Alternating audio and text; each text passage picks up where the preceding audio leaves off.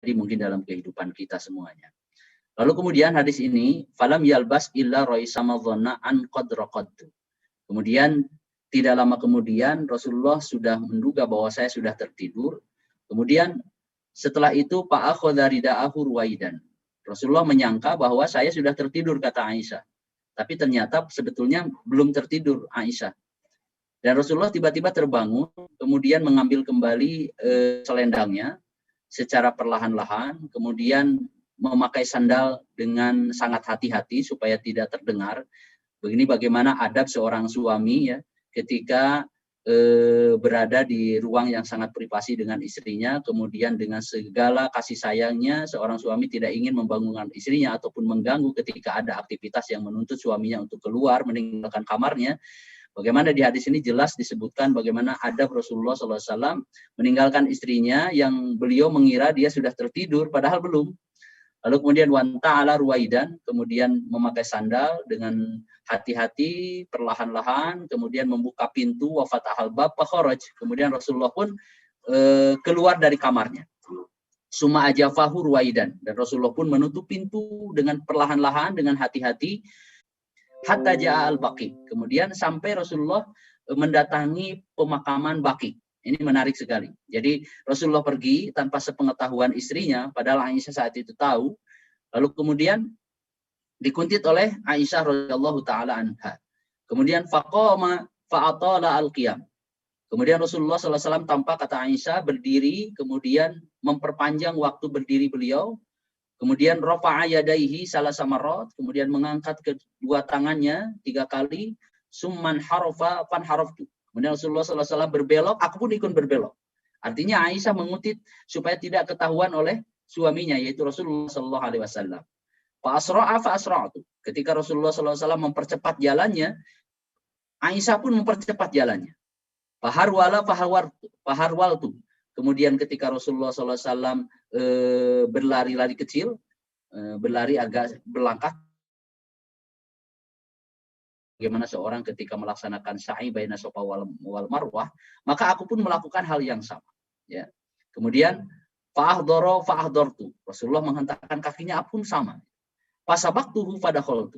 Maka setelah aku mengetahui Rasulullah berada di Baqi, apa yang dilakukan Rasulullah SAW, maka ketika Rasulullah hendak pulang ke rumahnya kembali, maka aku pun mendahului Rasulullah SAW. Ya. Mendahului Rasulullah supaya tidak ketahuan bahwa aku adalah orang yang mengutip Rasulullah SAW dari belakang. Falaisa illa an ittaja'tu fadakhala faqala ma laki ya Aisyu hasyan rabiyatan. Kemudian ketika sudah masuk ke dalam kamar, kemudian Aisyah pura-pura tertidur, merebahkan tubuhnya, tapi kemudian Rasulullah masuk dan mengatakan kepada Aisyah, ya Aish hasyan ma laki ya Aish hasyan rabiyatan. Wahai Aisyah, apa yang menyebabkan kamu terengah-engah? Artinya kamu tuh tidur, tetapi kenapa napasmu tampak terengah-engah gitu, seperti kelelahan gitu. Qalat qultu la syai', tidak ada apa-apa ya Rasulullah. Jadi ini bagaimana Aisyah berusaha mengelak ya dengan apa yang disampaikan Rasulullah SAW. Tapi kemudian Rasulullah mengatakan la tukhbirini aw la yukhbiranni al-latiful khabir. Ada pilihan buat kamu. Kamu mau menyampaikan hal yang sesungguhnya kepada saya, atau nanti yang mengabarkan, menginformasikan kepadaku adalah zat Allah yang maha lembut dan maha yang hitam lah dalam bahasa kita tuh. Berarti bayangan hitam yang tadi saya lihat itu engkau ya, yang selalu menguntit. Kemudian qultu na'am. Kemudian pala hadani fi sadri lahdatan auja'atni. Kemudian Rasulullah SAW kemudian mendorong dada Aisyah itu kan dengan dorongan dengan sepenuh telapak tangannya. Para surah al-hadis mengatakan bahwa Rasulullah dengan tangannya yang lembut ibaratnya itu menyentuh dada Aisyah radhiyallahu taala anha untuk memperingatkan. Ya. Kemudian Rasulullah mengatakan, "Adzananti an tahifallahu alaiki wa rasul." Apakah engkau menyangka bahwa Allah dan Rasulnya akan menzalimi kamu? Ya. Kemudian qalat mahma yaktumun nasu ya'lamullah. Aisyah akhirnya mengakui bahwa seperti apapun manusia menyembunyikan informasi apapun, maka sebetulnya Allah Subhanahu wa taala yang Maha mengetahui. Hadis ini panjang ya dengan derajat yang sahih. tapi memberikan kesan kepada kita tentang satu penggalan kisah Rasulullah dengan istrinya yang terjadi di masa itu, menggambarkan satu kejadian di mana Rasulullah mendatangi tempat pemakaman yang sering kita kenal dengan pemakaman Al-Baqi. Ya. Maka oleh sebab itu dari sini kita akan berawal, dan kalau jamaah semuanya pernah berkunjung ke Tanah Suci, maka di sana biasanya di beberapa tempat di tempat-tempat maktabah ataupun toko-toko buku, kita bisa menemukan buku-buku sejarah. Saya akan menampilkan buku yang berkaitan dengan Baqi'.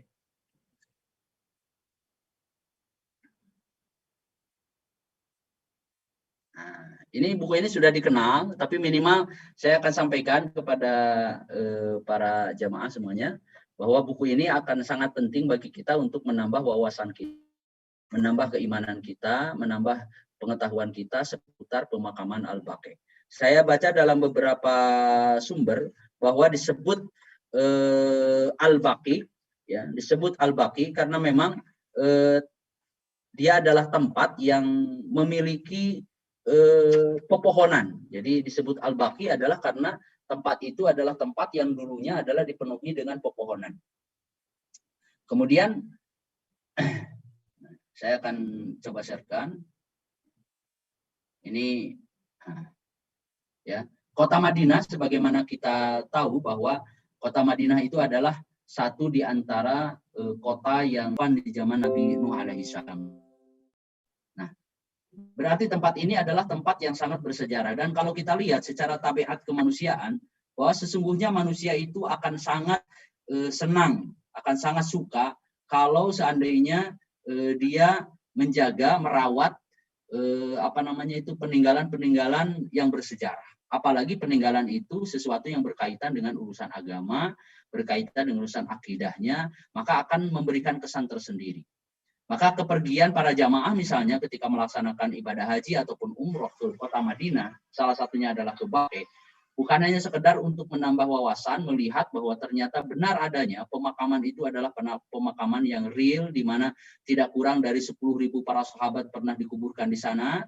Tapi lebih dari itu, bahwa kalau kita melihat jejak-jejak sejarah yang ada di Mekah dan Madinah, akan mengingatkan kita bahwa peninggalan-peninggalan sejarah itu adalah bagian daripada simbol yang menggambarkan nilai-nilai kehidupan, nilai ketakwaan, nilai perjuangan, nilai kesungguhan, nilai mujahadah fisabilillah, nilai-nilai tentang hal-hal yang sangat fundamental di dalam agama kita, itu akan tampak itu di dalam, tersimbolkan di dalam peninggalan-peninggalan sejarah seperti itu. Maka ini penting sekali. Kenapa Kota Madinah selepas kita melaksanakan haji misalnya kan, begitu juga ketika umroh. Kita kan umroh yang paling penting kan sebetulnya tawaf, kemudian ihram, kemudian tawaf dan sa'i, kemudian itu tahallul. Selesai itu sebetulnya sudah tuntas umroh yang selama ini kita idam-idamkan, kita harapkan. Tetapi lebih dari itu, bahwa ada nilai-nilai tambahan di mana ketika seseorang itu berziarah ke Kota Madinah, mengunjungi Masjid Nabawi, mengunjungi pusara Rasulullah SAW, termasuk juga mengunjungi pemakaman Baqi', maka di situ akan tampak sebuah simbol-simbol dari sebuah nilai-nilai yang sangat fundamental di dalam agama kita. Bagaimana kita melihat bahwa ternyata benar ya, bahwa Nabi Muhammad SAW dan para sahabatnya Kota Madinah itu adalah bukan sekedar kisah fiktif lah. Bukan kisah yang selama ini kita dengar melalui cerita, melalui informasi dari buku, ternyata benar adanya. Peninggalan-peninggalan sampai detik ini, sampai saat ini bisa kita lihat dan bisa kita saksikan. Ini membuktikan akan menambah keimanan kita semuanya. Ya. Makanya di sini disebutkan Baqi', pemakaman Al-Baqi' ini. Kita akan berbicara sedikit tentang Al-Baqi' ini ya, bahwa Al-Baqi' ini adalah disebut Al-Baqi' karena merupakan al-ardul khala allati taqsuru fiha al-ashjarul bariyatil mutanawwi'ah. Karena disebut Al-Baqi' karena dia adalah sebuah tempat ya yang dulunya adalah kosong, tetapi tempat itu dipenuhi dengan beragam pepohonan yang bermacam-macam. Jadi dulunya itu ibaratnya ya di situ itu tidak seperti sekarang. Sekarang kan seperti pelataran luas, yang kita lihat adalah bukti-bukti ataupun tanda-tanda kuburan setiap orang yang pernah dimakamkan di situ. Kalau dulu kenapa disebut Al-Baqi? Karena memang tempat itu adalah tempat yang dipenuhi oleh pepohonan yang beragam.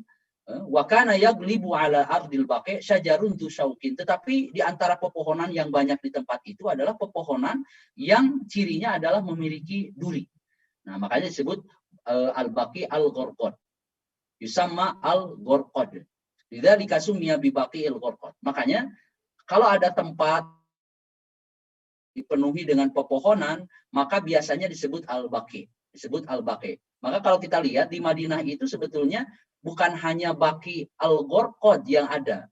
Banyak sekali baki-baki yang lain. Ini perlu diketahui, mungkin sebagian jamaah tidak tahu. Dikiranya baki itu cuma satu. Kemudian lagi ada baki al-khail. Jadi banyak sekali baki-baki di mana? Di kota Madinah. Tetapi kalau kita mendengar kata baki, ya, tanpa diberikan imbuhan tambahan apapun, maka pikiran seorang muslim, terutama di Indonesia, akan terarah kepada bahwa baki itu adalah baki al-gharqad. Padahal baki di Madinah itu banyak sekali, ya. Dan itu tidak salah. Ketika kalimat itu dimutlakan, saking karena sudah masyhurnya, maka kalimat al-baqi ketika dikatakan, mau kemana? Ke baki. Apakah ketika Anda pergi umroh berziarah ke baki? Maka yang dimaksud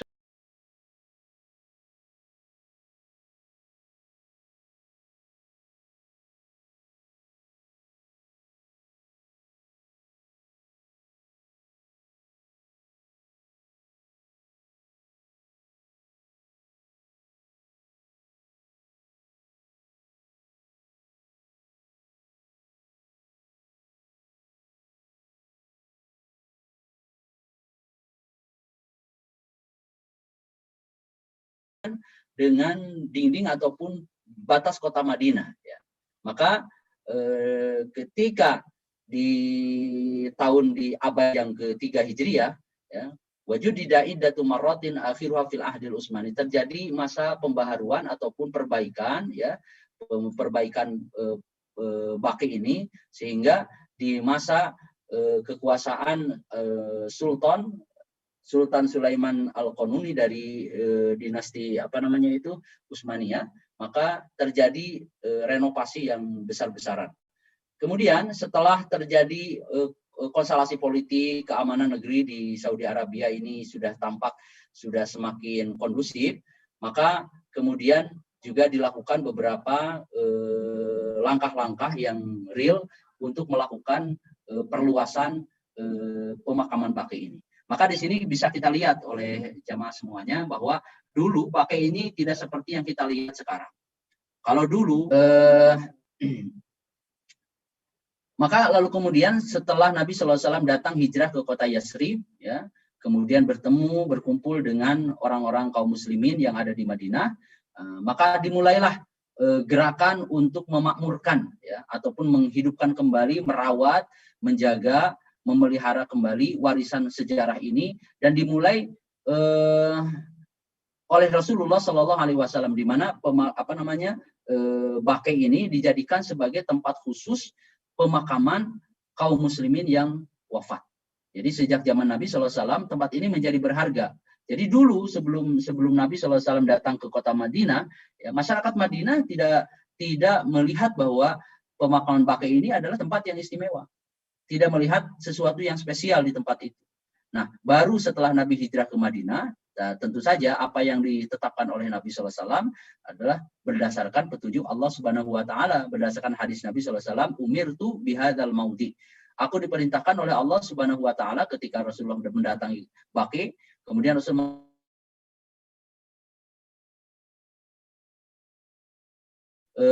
memperbaiki, menjadikan tempat ini dijadikan sebagai pemakaman kaum muslimin yang meninggal. Maka sejak saat itulah bidayatul zuhuri fadli hadzal makan. Dimulailah kemasyhuran ataupun keutamaan, kekhususan, keistimewaan tempat ini itu sejak Nabi SAW datang ke Baqi dan mengatakan kalimat tersebut. Maka ini penting sekali. Jadi makanya di sini kita perlu memahami pelajaran berharga. Dari ini kita akan coba serpihan-serpihan pelajarannya kita ambil, bahwa kita harus paham betul bahwa tanah yang pernah diinjak oleh seorang nabi itu tentu tidak sama dengan tanah yang pernah kita injak. Ya, semulia apapun, sehebat apapun satu negeri ataupun satu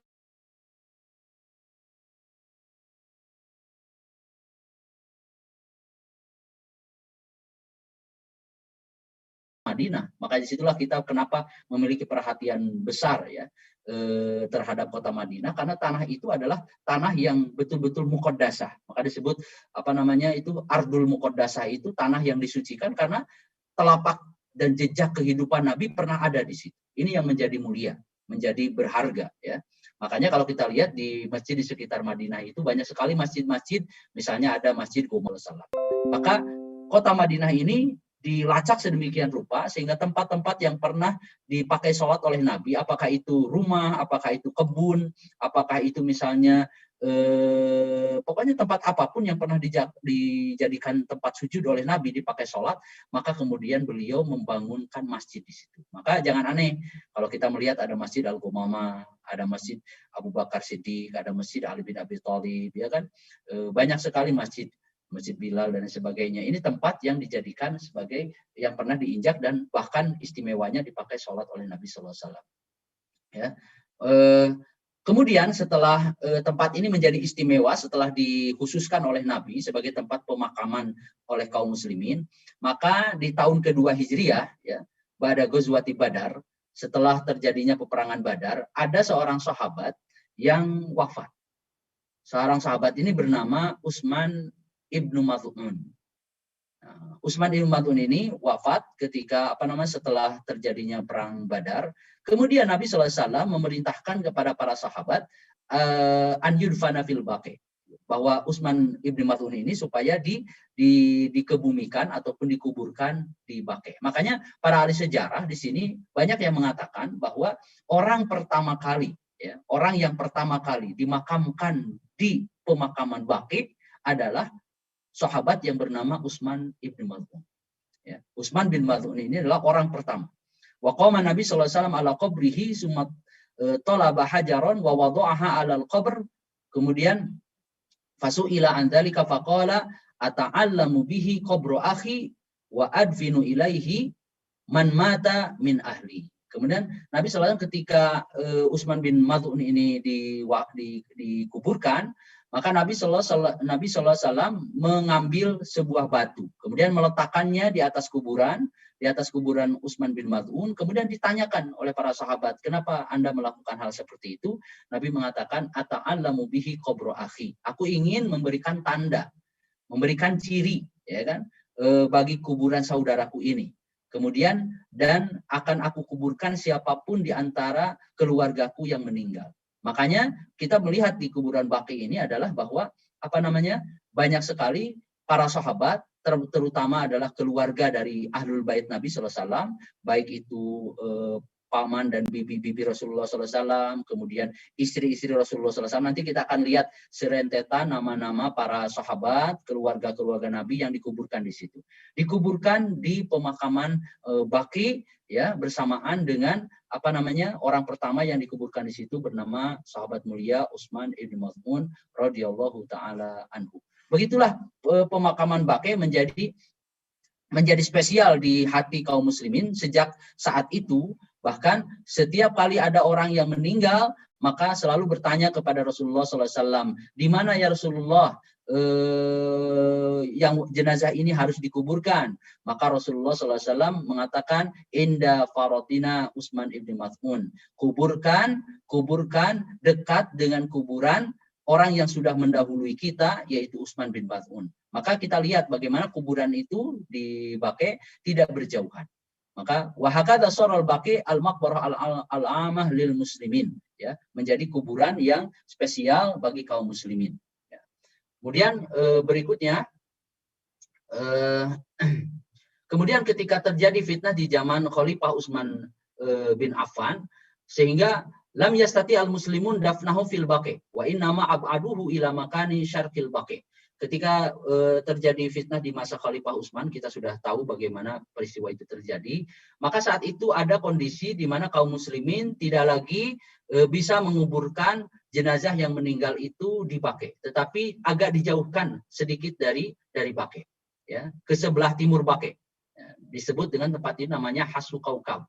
Kemudian dikuburkan di situ. Nah, setelah Utsman bin Affan kemudian berpindah kekuasaannya kepada Ali bin Abi Thalib, sampai kemudian terjadi lagi peristiwa di masa kekhalifahan Muawiyah ibni Abi Sufyan, maka Khalifah mulia Muawiyah bin Abi Sufyan memasukkan, ya kan, memasukkan salah satu tempat yang di situ adalah makam Utsman bin Affan.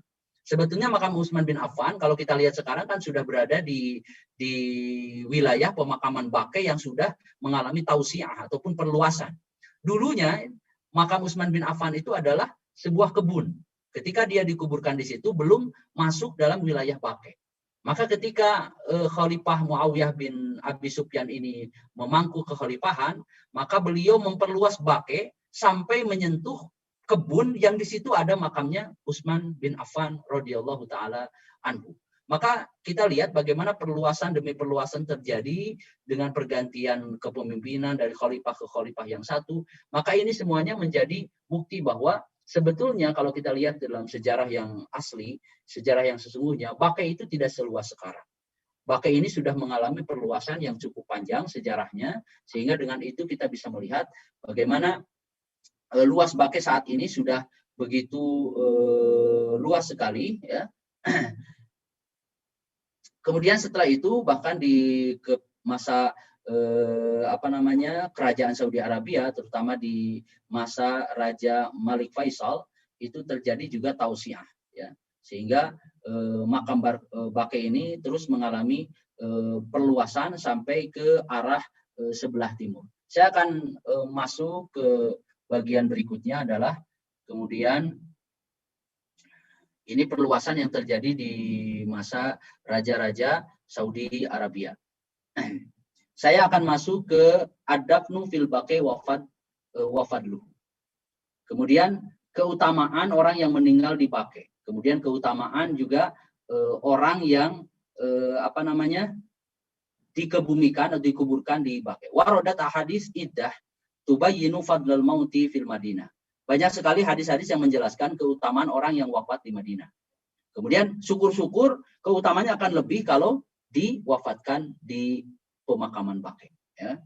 Di antara keutamaan yang paling tampak adalah az-zafru bi syafaati Rasulillah sallallahu alaihi wasallam lahu yaumal qiyamah.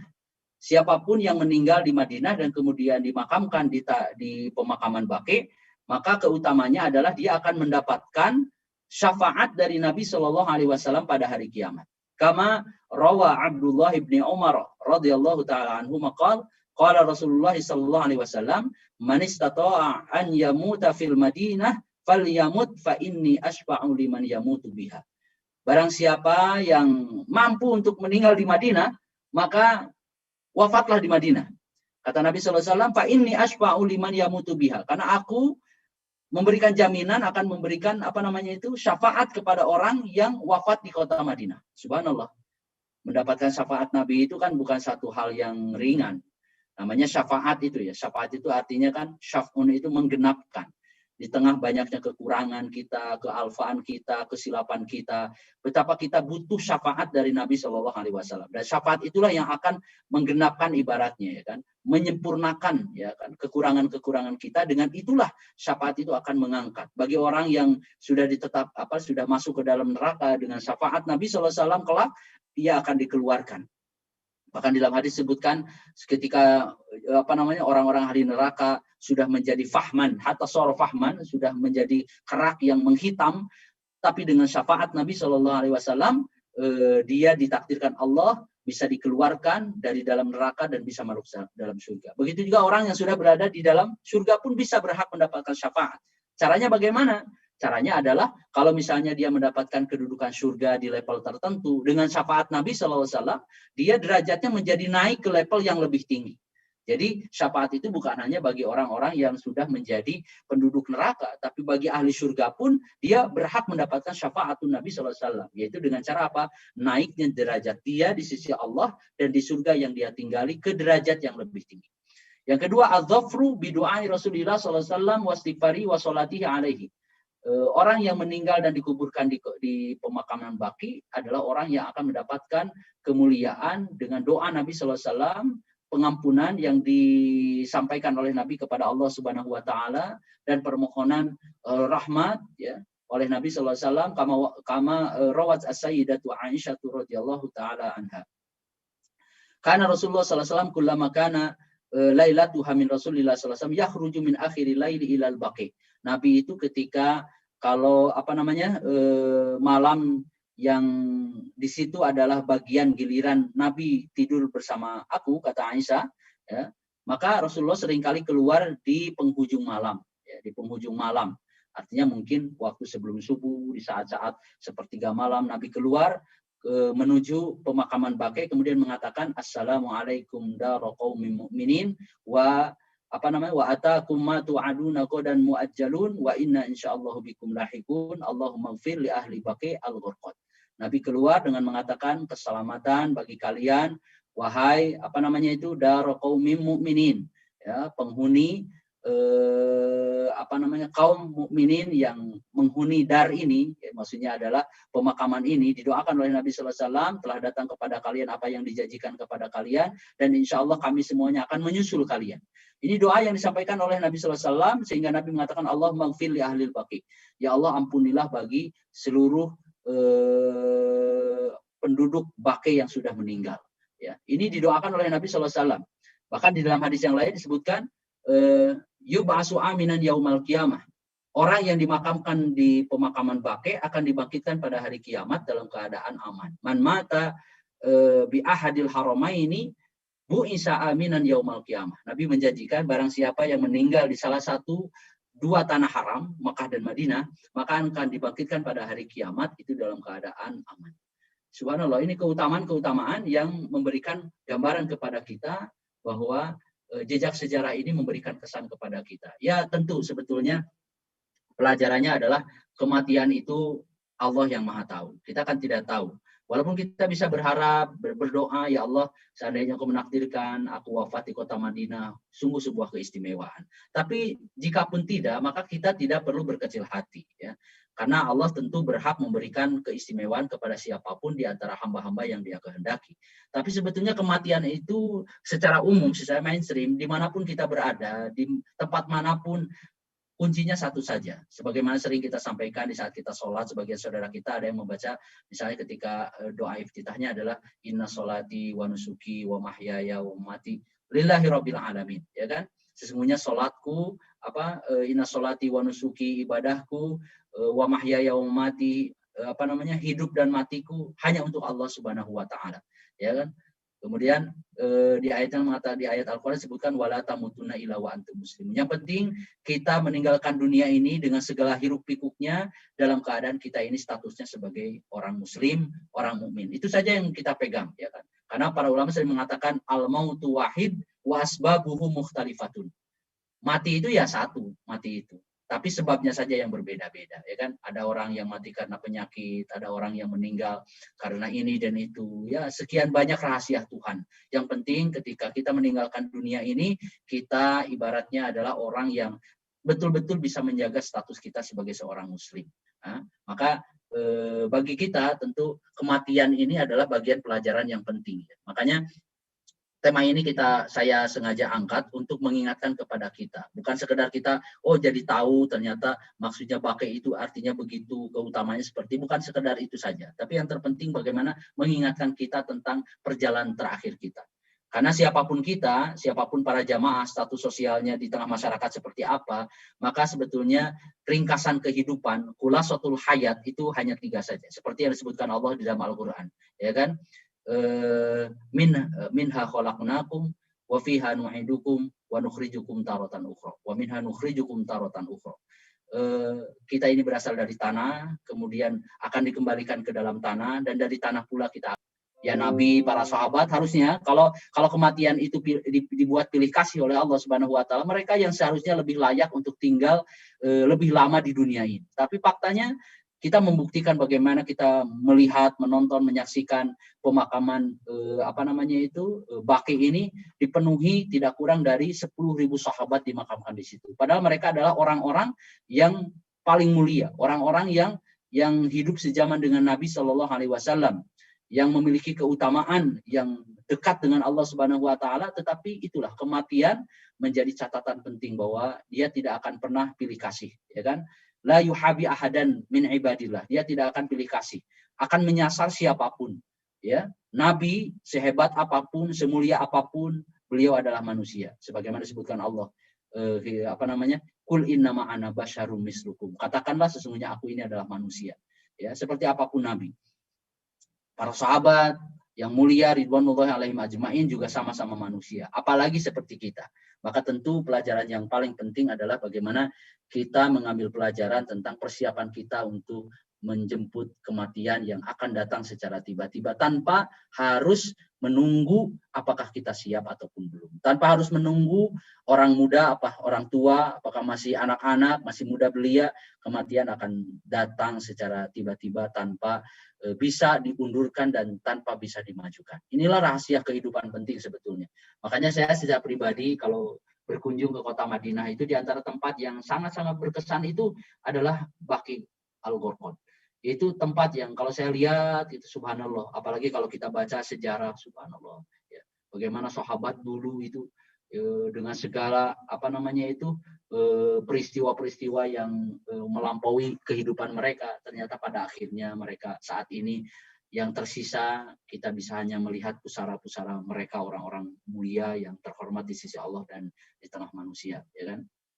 Maka inilah gambaran kita tentang Baqi Gharqad. Maka disebutkan di sini yakunu fi jiwari asrati alafin minas sahabat al-abrar wa sadati tabi'in wal akhyar wa man ba'dahu minal ulama wal auliya'i was salihin.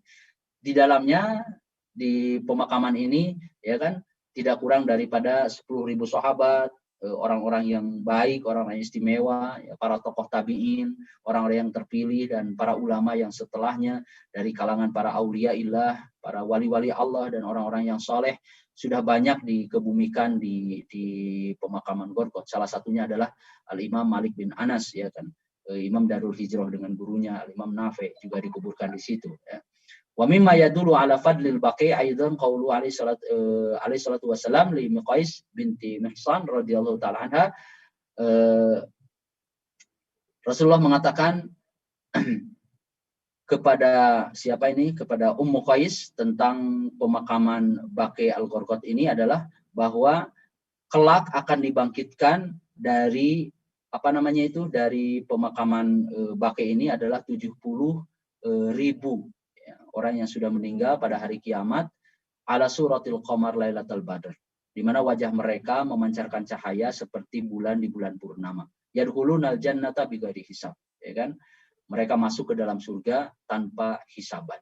Ini di antara keutamaan, kemuliaan pemakaman Baqi Al-Gharqad, ya. Makanya wala yazalul Baqi al-maqbarah ar-ra'isiyah fil Madinah al-Munawwarah. Pemakaman ini menjadi pemakaman yang istilahnya pemakaman utama lah, yang memiliki tempat yang spesial di kota Madinah ini, ya. Yudfanu fihi kullu man yamutu fiha minal muqimin wa zairin.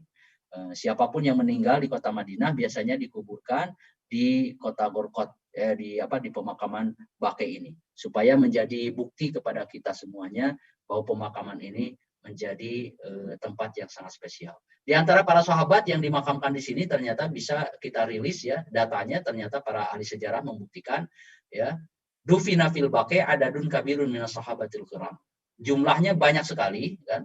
Bahkan Qadhi Iyad ini di dalam salah satu kitabnya Tartibil Madarik anil Imam Malik anhu qala insarafa Rasulullah sallallahu alaihi wasallam min ghazwati kadza fi nahwi kadza wa kadza alfan minas sahabat mata bil Madinah, minhum nahwa asrati alafin wa baqihim tafarraqu bil buldan.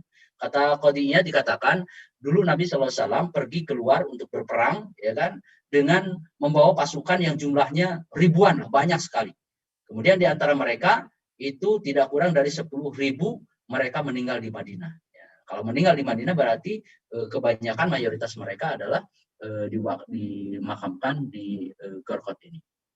di Baqi Gharqad. Di antaranya adalah ada Sa'id ibni Zaid, ya, ibni Nufail Al-Qurasi. Ada Abdurrahman ibni Auf. Kita tidak sanksi lagi siapa gerangan Abdurrahman bin Auf. Ada Abdullah ibni Mas'ud Al-Hudhali.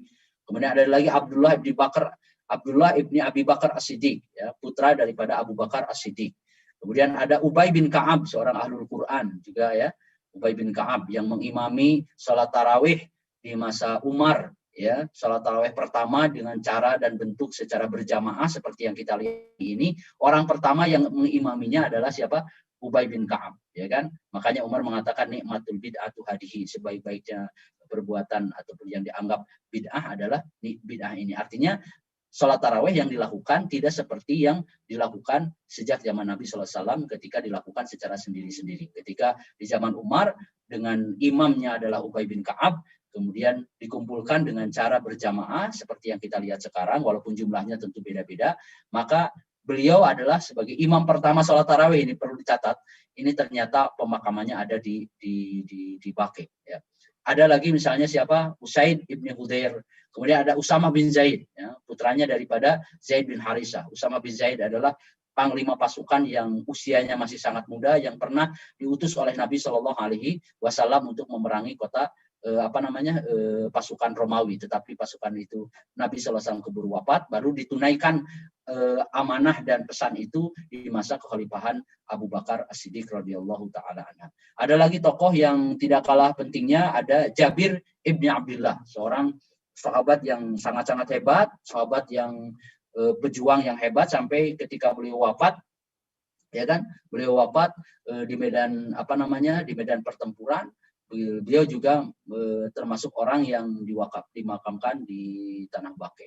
Kemudian ada siapa lagi? Ada Jubair ibni Mut'im Al-Qurasi. Ya. Ini nama-nama yang mungkin sebagian kita kenal, ada sebagian lagi mungkin luput dari informasi yang selama ini kita ketahui. Tapi yang pasti nama-nama ini, serentetan nama ini membuktikan bahwa banyak sekali para sahabat yang dimakamkan di pemakaman Baqi, sehingga tempat ini sangat-sangat mulia dan bersejarah. Maka siapapun yang berkunjung ke kota Madinah, maka jangan pernah melewatkan. Mungkin ada lah, ya, sebagian jamaah ini mungkin apalah ke pemakaman, atau pemakaman juga di Indonesia mah banyak lah, gitu kan. Kalau kita tahu sejarahnya, maka kita tidak akan pernah melewatkan. Biasanya kita akan ajak jamaah itu untuk berkunjung ke pemakaman Baqi ini biasanya setelah sholat subuh, kita kumpulkan, kemudian kita berdoa di sana, ya, melihat bagaimana kita tunjukkan makam siapa saja ini, karena makam-makam ini sekarang ini kan sudah tidak ada namanya, tidak ada petunjuknya, ya, karena dengan kebijakan pemerintah Saudi yang membuat kuburan-kuburan itu istilahnya itu dibongkar, tidak ada yang tersisa kecuali ya tanda-tanda batu-batu kecil saja, sehingga kita tidak akan tahu ini makam siapa kalau kita tidak merujuk kepada pengalaman dan tulisan-tulisan para ahli sejarah. Sebagian kuburan-kuburan itu bisa kita kenal bahwa ini kuburan Utsman bin Affan, ini kuburan misalnya paman atau bibi-bibinya Nabi, ini kuburannya Ahlul Bait Nabi sallallahu alaihi wasallam, ini kuburan siapa lagi, Ja'far misalnya, dan lain sebagainya, bisa kita kenal sekarang. Itu ditelusuri dari perjalanan sejarah. Mungkin ada hikmahnya ya, karena mungkin kita lihat mungkin sebagian sekte dalam Islam ini ada memang yang tidak menyukai para sahabat, kita tahu ini. Terbayang misalnya kalau ini adalah misalnya makam Aisyah, ya kan? Ini makam Utsman bin Affan, ya, kita tahu sendiri kalau mereka sudah menyimpan kebencian kepada sebagian para sahabat, apa yang akan dilakukan? Dan itu faktanya memang begitu. Di antara mereka mungkin akan langsung mengambil batu dan melempari kuburan tersebut, bukan malah berdoa. Karena memang dari awal mereka sudah punya keyakinan bahwa sebagian para sahabat itu sudah keluar dari Islam. Nauzubillah min dzalik, kalau ada kelompok-kelompok yang meyakini keyakinan seperti itu. Saya tidak sebutkan, tapi saya kira ini sudah menjadi rahasia umum ya, bahwa ada sekte Islam itu yang meyakini bahwa sebagian sahabat itu sudah menjadi statusnya menjadi kafir, keluar dari Islam, diakibatkan merebut kekuasaan dari salah satu di antara Khulafaur Rasyidin. Nauzubillah min dzalik ya. Bahwa ini tentu pemahaman yang tidak sesuai dengan akidah kita, Ahlussunnah wal Jamaah. Kita harus yakinkan itu, bahwa di dalam doa kita, makanya kenapa kalau kita setiap kali berdoa itu di antara doanya adalah waradhiyallahu anhum jami'an, ya.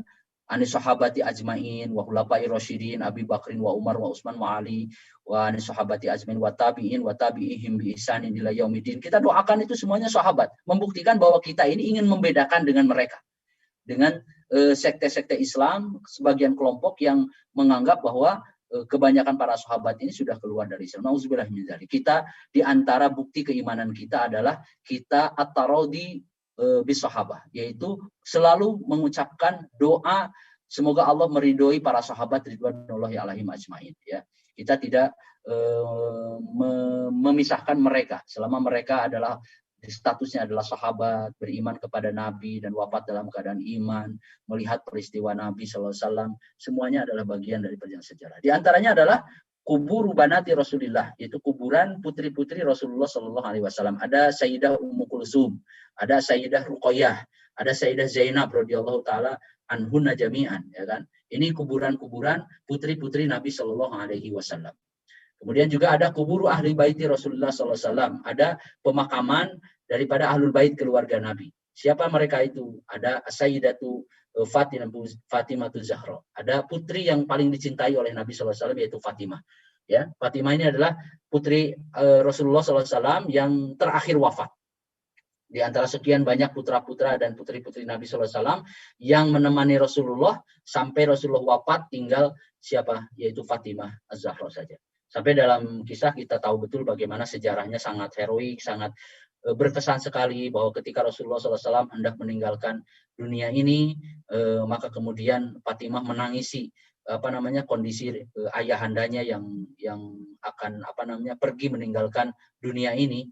Lalu kemudian Nabi SAW membisikkan sebuah pesan ke telinga Fatimah, dan akhirnya Fatimah Az-Zahra itu tersenyum.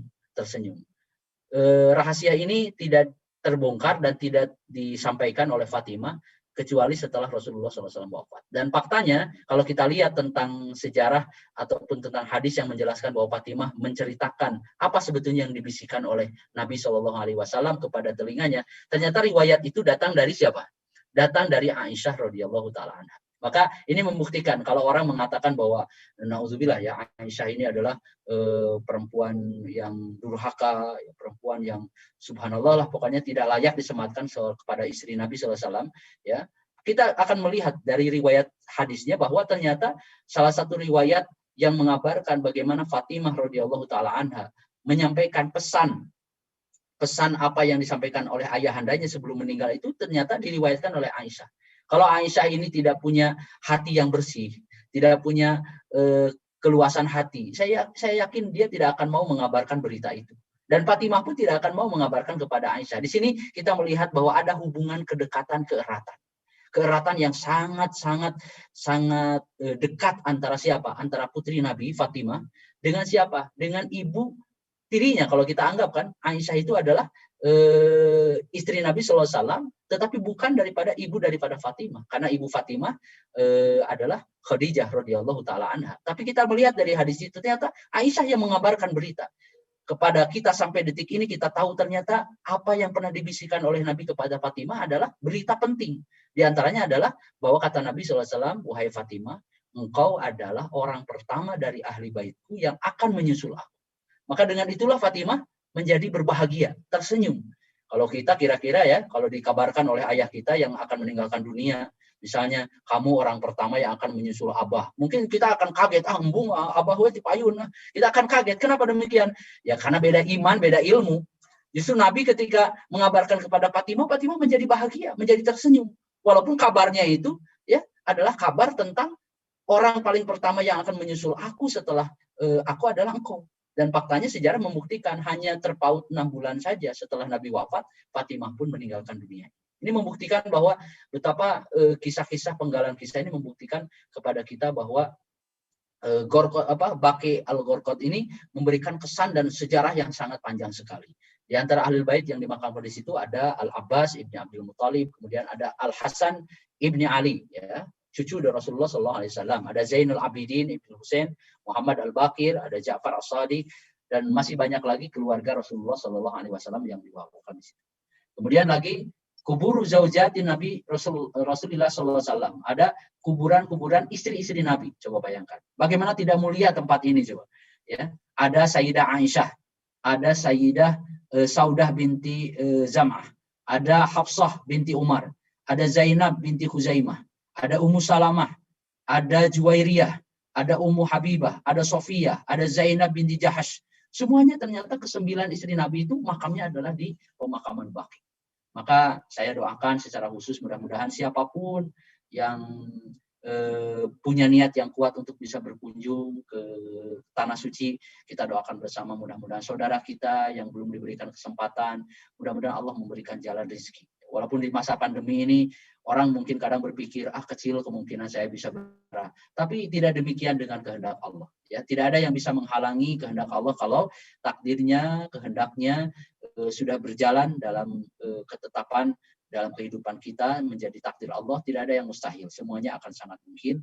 Maka disinilah pentingnya kita semuanya untuk memahami pelajaran yang sangat berharga. Makanya kalau kita berkunjung ke pemakaman Baqi, kita akan banyak melihat bagaimana para jubir, juru bicara ataupun alih bahasa ya, orang yang mengalihkan bahasa dari bahasa Arab ke bahasa Urdu atau ke bahasa Inggris atau ke bahasa apa saja, itu menjelaskan tentang sejarah singkat dari pemakaman Baqi ini.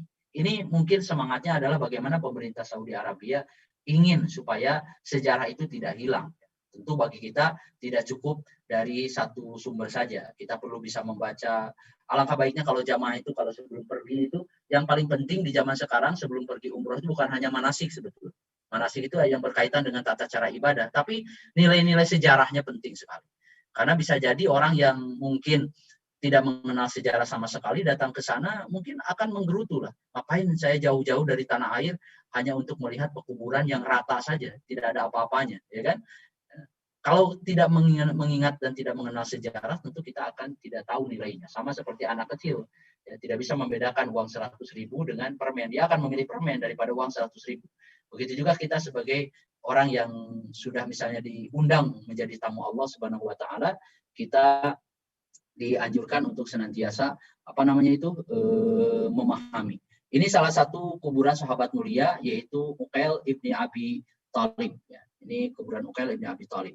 Kemudian lagi ini juga kuburan siapa ini? Nah, ini kuburan Al-Imam Malik bin Anas dan gurunya bernama Imam Nafi' bin Abi Nu'aim. Ini Malik bin Anas ya, Imam Malik. Ya, Al-Imam Malik bin Anas. Seorang ada Anas bin Malik, ada Al-Imam Malik. Ini Imam Darul Hijrah. Kemudian juga ada Qabru Utsman ibn Maz'un. Nah, ini pemakaman Utsman bin Maz'un yang tadi saya sampaikan orang pertama kali yang dimakamkan di pemakaman Baqi. Ya. Kemudian di antara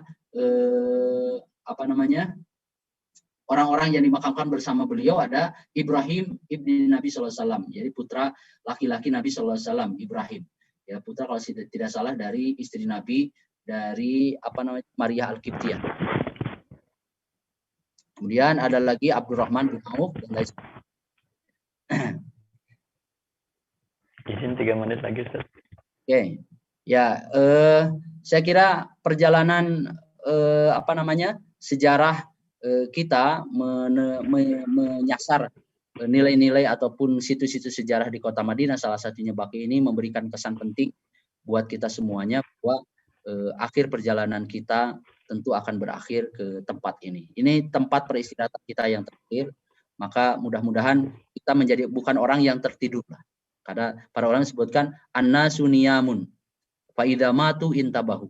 Kebanyakan manusia itu sekarang ini adalah banyak orang yang tertidur lelap. Apa artinya orang tidur itu? Orang tidur itu orang yang tidak bisa membedakan mana yang penting, mana yang tidak penting. Ciri orang tidur itu kan sudah tidak bisa membedakan apa-apa lagi. Tidak sadar betul. Wa idza matu intabahu. Tapi kalau dia sudah meninggal, baru dia sadar. Ternyata apa yang selama ini mungkin dinilai di dunia itu penting, ternyata di akhirat ternyata tidak penting. Ya kan? Mungkin sekarang ini mungkin ada orang menganggap bahwa foto selfie sana sini, jalan-jalan kemana-mana, misalnya kan berfoto dengan Pak Gubernur gitu. Menurut kita itu penting, ya penting. Tapi ternyata setelah meninggal orang itu akan sadar betul bahwa itu semuanya tidak penting. Yang lebih penting dari itu semuanya misalnya sujud yang kita laksanakan walaupun hanya beberapa saat. Itu jauh lebih penting dengan kumpulan dan koleksi foto yang pernah kita laksanakan, kita lakukan dengan orang setinggi dan sehebat apapun. Ternyata ketika kita sudah meninggal, yang paling penting ternyata sujud yang pernah kita lihat. Misalnya kita kongko-kongko misalnya di kafe misalnya, ya contoh misalnya dengan teman-teman kita. Wah, kita melihat ada mobil lewat Alphard dengan aksesorisnya, orangnya mentereng begitu. Kita menganggap, hebat sekali orang tersebut kan. Wah, kita menganggap bahwa orang-orang itu hebat lewat dengan mobil-mobil yang mewahnya. Pulang dari kafe, setelah pulang kongko, kita lewat ke musola dekat rumah kita. Tiba-tiba ada orang, kakek-kakek tua, sedang bersujud dengan nikmatnya di situ. Tanpa sadar, kita lewat saja tanpa merasa bahwa itu istimewa. Itu yang saya katakan, bahwa di dunia ini banyak yang tidak istimewa. Tetapi ternyata setelah di akhirat, itu faktanya berbalik. Ternyata di akhirat kelak, justru penilaian Allah Subhanahu wa Ta'ala terhadap kakek-kakek yang pernah kita lewati dan kita anggap itu tidak penting, ternyata itu yang penting. Sujud yang kita laksanakan. Hari ini mungkin kita bisa jadi menghabiskan uang dengan nominal yang besar hanya untuk aksesoris kehidupan yang sebetulnya sekunder, tidak primer. Kita anggap penting sekali. Ternyata setelah meninggal, kita akan tahu ternyata uang receh, uang 2.000 yang lecet, kumal, sudah usang, yang kita masukkan ke dalam kotak masjid, itu yang penting. Makanya saya katakan itu tadi. Makanya jangan sampai seperti orang yang dikatakan para ulama, anna suniyamun fa'idamatu intab. Orang ini kebanyakan sekarang tidur lelap. Tidak tahu apa yang harus dia kendaki, hidup di dunia untuk apa. Maka setelah mati mereka sadar ternyata banyak hal yang sebetulnya seharusnya itu dianggap penting, ternyata tidak penting. Maka mudah-mudahan dari uraian yang ya sederhana lah, sekedar untuk namanya itu pengantar ngabuburit ini mah ya, dari orang seperti saya, mudah-mudahan bisa bermanfaat bagi kita semuanya dan saling mengingatkan tentunya buat pribadi saya. Itu mungkin yang bisa saya sampaikan ya. Jazakumullah khairan. Assalamualaikum warahmatullahi wabarakatuh. Waalaikumsalam warahmatullahi wabarakatuh. Masya Allah, Ustaz, sangat renyah sekali kita santap ya ilmu-ilmu yang beliau sampaikan di kajian Sirah Nabawiyah ini, yaitu jejak peradaban Rasul di kota Mekah dan Madinah. Dan hari ini kita membahas tentang Baqi al-Gharqad. Baik, sahabat-sahabat agrowisata, ada waktu sekitar 4 menit lagi. Bagi yang ingin mau bertanya, bisa langsung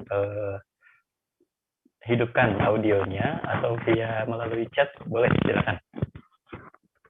Bisa langsung dari sahabat-sahabat agrowisata, silakan yang ingin bertanya. Di sini ada yang direct message ke saya, Ustadz. Ya. Bertanya, bolehkah kita niat umroh atau haji tapi ingin meninggal di sana, karena mungkin beliau membaca keutamaan meninggal, apalagi dimakamkan di Baqi. Boleh nggak, Ustaz?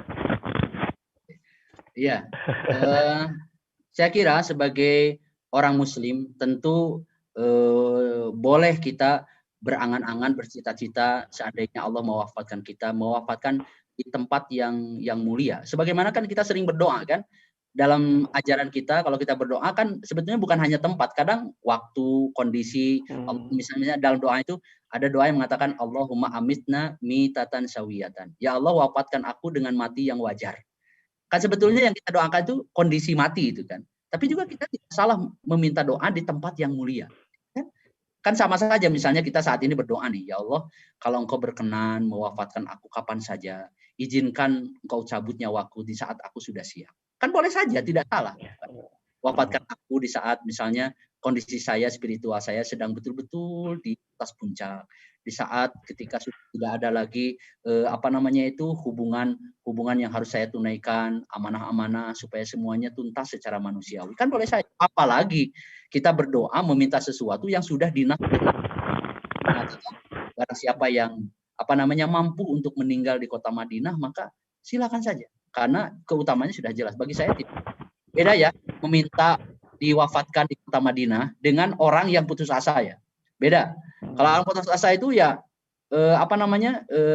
meminta kematian itu sepertinya seperti ujung segala sesuatu. Padahal tidak, kematian bukan sesuatu.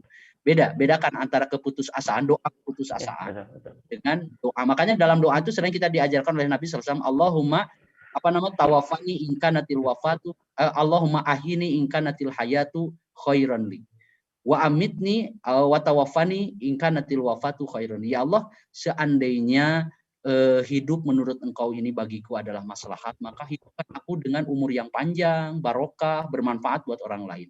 Tetapi seandainya kematian menurut engkau adalah sesuatu yang terbaik buatku, maka wafatkan aku pun dengan wafat yang itu doa tidak salah, termasuk berdoa ketika minta diwafatkan di kota Madinah.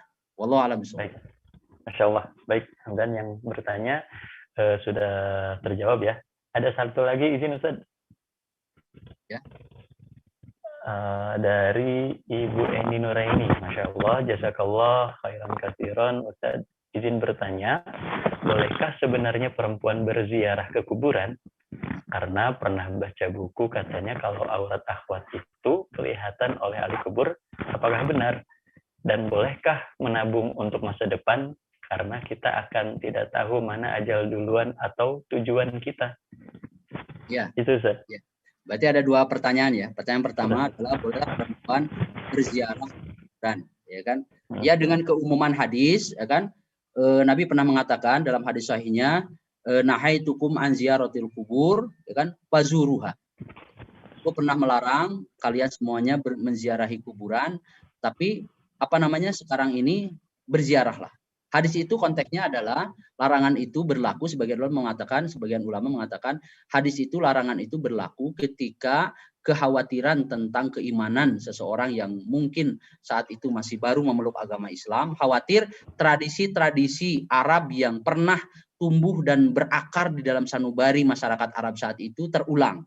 Misalnya syakul juyub, merobek-robek saku baju, menjerit-jerit, kemudian meronta-ronta. Inilah sebetulnya inti larangan, ya kan? Karena ilatul nahyinya ada di situ. Bagaimana ada tradisi di masyarakat Arab dulu itu sebelum Islam datang, itu adalah kalau ada orang yang meninggal, apalagi di pekuburan, mereka semuanya menyobek-nyobek pakaian, saku bajunya, menjambak-jambak rambutnya.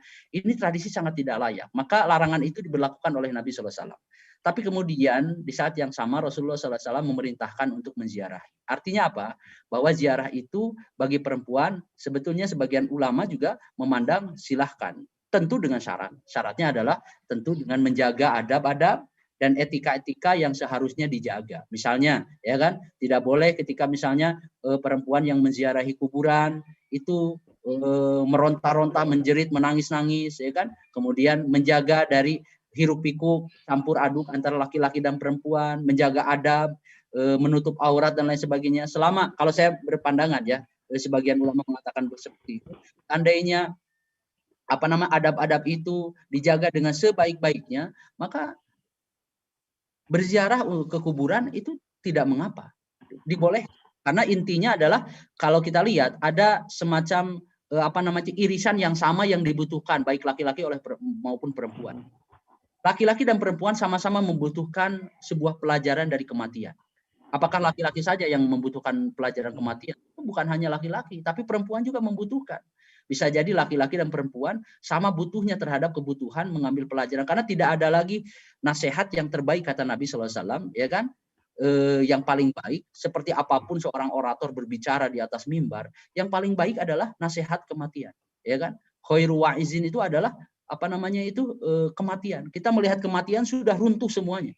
Melihat kuburan, apalagi orang itu adalah orang yang pernah hidup dengan kita, pernah makan bersama, pernah tinggal bersama. Melihat pusaranya itu, hati ini menjadi luluh. Walaupun tidak kita ungkapkan dengan tangisan yang menjerit-jerit, tapi hati ini menjadi yakin bahwa, oh saya akan menyusul seperti dia. Saya akan kembali ke keadaan yang sama seperti dia dulu. Dulu bersama-sama saya, hari ini dia sudah berada di dalam alam yang berbeda dan saya akan menyusul dia. Dengan itu dia akan meyakini hakikat daripada perjalanan hidupnya. Maka catatannya adalah selama perempuan mampu menjaga etika dan adabnya, ya kan, tidak bercampur baur, kemudian menutup aurat dan lain sebagainya, tidak mengeluarkan kata-kata yang justru akan melahirkan fitnah, saya kira kebutuhan kita untuk berziarah ke kuburan, kemudian mendatangi orang yang sudah meninggal, itu juga bagian dari pelajaran untuk bisa kita ambil bahwa hidup ini hanya sesaat. Wallahu a'lam bishawab. Baik, Masya Allah. Izin Ustadz share screen-nya dimatikan. Baik, waktunya sudah lewat. Atas nama Ibu Eni Nuraini mudah-mudahan terjawab pertanyaannya. Jazakallah ahsanal jaza Ustadz atas ilmunya yang disampaikan. Kita doakan Ustadz sehat terus supaya bisa menyampaikan ilmu-ilmunya kepada kita. Dan mohon kalau misalnya memang mau izin pamit silakan. Jadi Bapak Ibu, sahabat-sahabat Jago Wisata yang dirahmati Allah, alhamdulillah kita sudah selesai mengikuti kajian bersama Ustadz Ali Ridwan Amsori LC. Mudah-mudahan di waktu ke depan kita akan bertemu lagi atas izin Allah. Sekali lagi, jazakallah hasanal jaza kepada semuanya yang sudah hadir. Mudah-mudahan kita bisa mendapatkan hikmah dan ilmu yang berguna dan bermanfaat buat kehidupan kita. Itu saja mungkin yang ingin kita sampaikan. Kurang lebihnya mohon maaf. Ihdinas siratal mustaqim. Allahumma waffiq ila aqwamit thoriq. Wassalamualaikum warahmatullahi wabarakatuh. Baik, mangga. Terima kasih semuanya. Ustaz. Waalaikumsalam warahmatullahi wabarakatuh.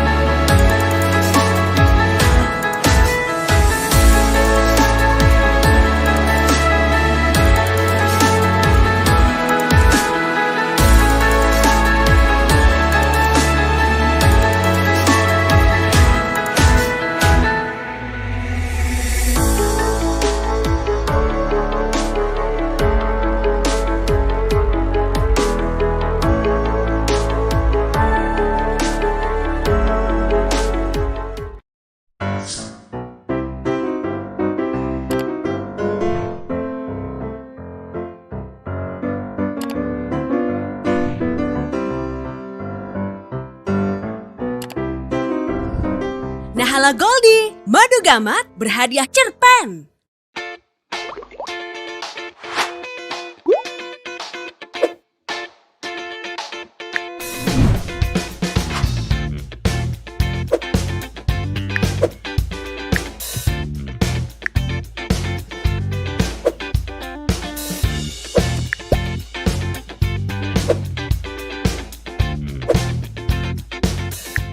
Setahun yang lalu mungkin ya. Iya ya, waktu Setahun karena 2020 sama 2021. Senang setan kalau ada orang marah ya. terpancing emosinya, makin dikipas-kipasin saya. Jangan kita hanya menikmati hasil jerih payah keringat orang tua kita.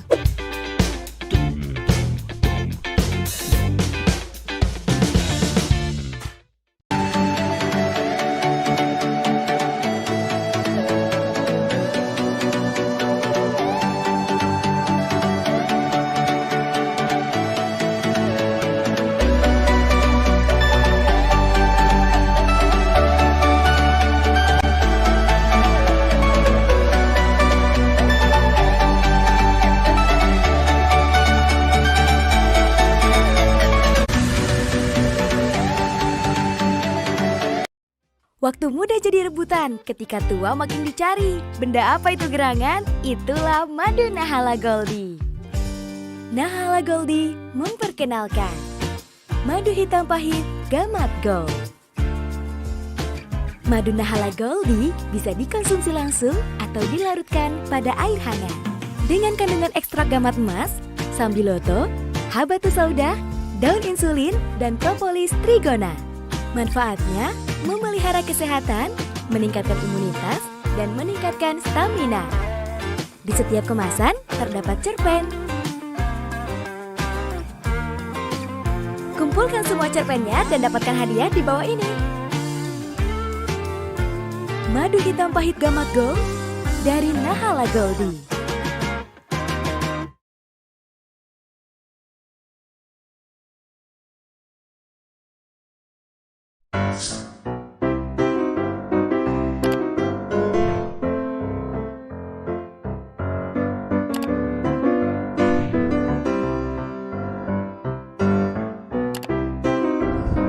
Nahala Goldie, madu gamat berhadiah cerpen.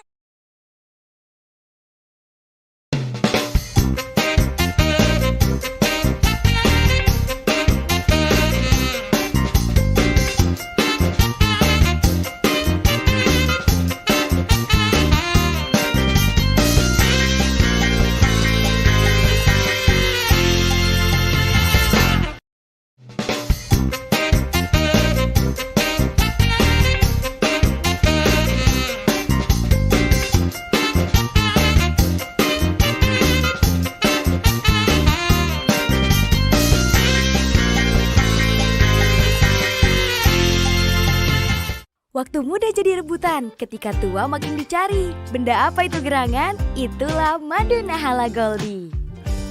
Nahala Goldie memperkenalkan madu hitam pahit Gamat Gold. Madu Nahala Goldie bisa dikonsumsi langsung atau dilarutkan pada air hangat. Dengan kandungan ekstrak gamat emas, sambiloto, habatus sauda, daun insulin, dan propolis trigona. Manfaatnya memelihara kesehatan, meningkatkan imunitas, dan meningkatkan stamina. Di setiap kemasan terdapat cerpen. Kumpulkan semua cerpennya dan dapatkan hadiah di bawah ini. Madu hitam pahit Gamat Gold dari Nahala Goldie.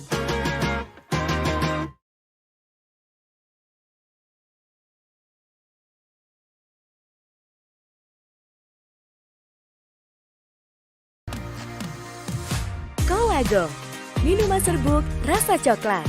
Kini lebih praktis dengan kemasan saset. Cukup campurkan serbuk dengan 100 ml air hangat. Colago merupakan minuman susu kolagen rasa coklat yang mengandung kolagen halal dalam jumlah cukup besar. Colago mampu memelihara kesehatan, dari mulai menjaga kekuatan sendi hingga membantu mengatasi nyeri otot. Sekarang minum Colago sudah lebih praktis.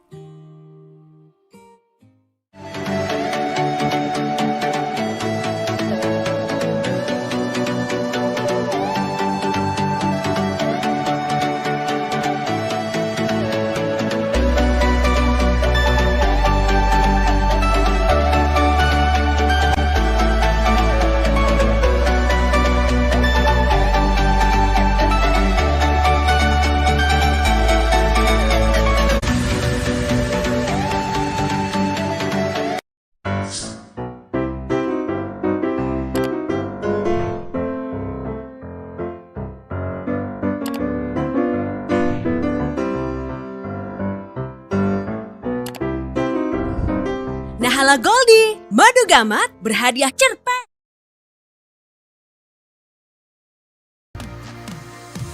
Colago, minuman serbuk rasa coklat. Kini lebih praktis dengan kemasan saset. Cukup campurkan serbuk dengan 100 ml air hangat. Colago merupakan minuman susu kolagen rasa coklat yang mengandung kolagen halal dalam jumlah cukup besar.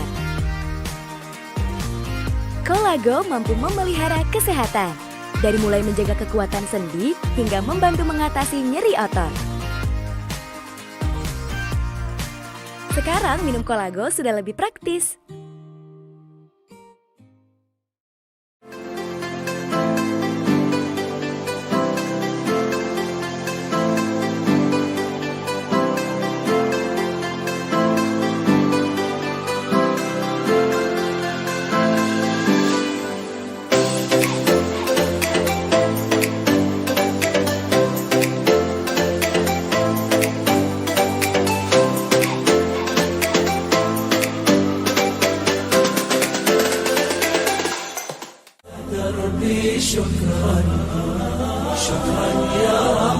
شكرا يا ربي شكرا هديت قلبي شكرا نورت دربي شكرا شكرا يا رب يا منزل القرآن يا خالق الإنسان يا رب يا رحمن شكرا يا رب شكرا يا رب يا منزل القرآن يا خالق الإنسان يا رب يا رحمن شكرا يا رب.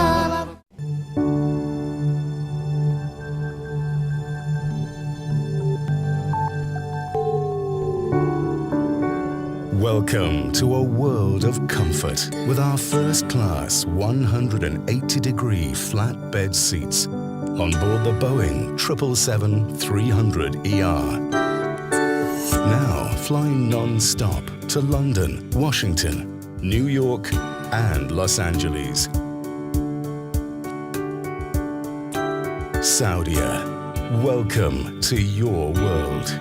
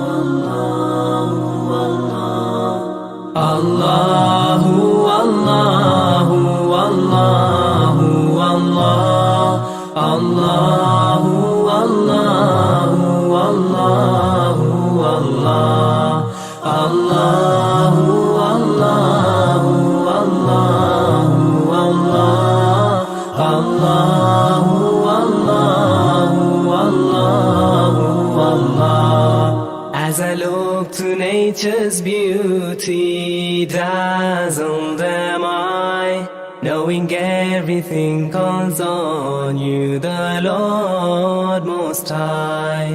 الله الذي يهدينا جميعا، الله الذي نعتز به جميعا.